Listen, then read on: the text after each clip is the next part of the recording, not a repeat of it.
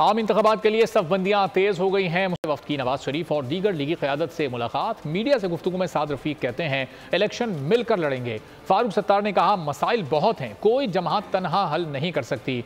मुश्तरका हिकमत अमली के लिए चार्टर की तैयारी के लिए कमेटी बना दी है। मुस्तफा कमाल बोले मुल्क के हालात आइडियल नहीं, अवाम को मसाइल से ना निकाला तो शायद ये हमारी आखिरी बारी हो।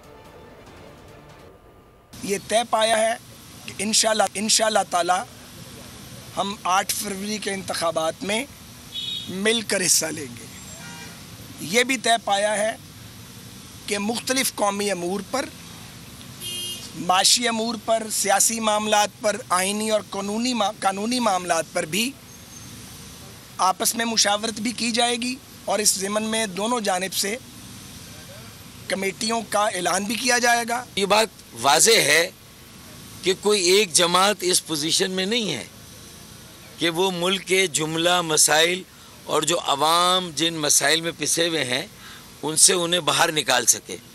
तो ज़रूरी है कि उसके लिए एक वसीतर मफाहिमत और इश्तराक अमल इख्तियार करना है। पाकिस्तान इस वक्त ठीक नहीं है, तो ये कोई अच्छे आइडियल हालात तो नहीं है। पाकिस्तान के मसाइल इतने डीप रूटेड हो गए कि अगर हमने लोगों को उन मसाइल से बाहर निकालने और हमेशा के लिए निकालने का कोई लाहेमल मुश्तरका तैयार नहीं किया, उस पर अमल नहीं किया, तो हम सब लोगों की शायद ये आखिरी बारी हो, अजीब ही सूरत हाल होगी। सब्सक्राइब करें और बेल दबाएं ताकि कोई खबर रह न जाए।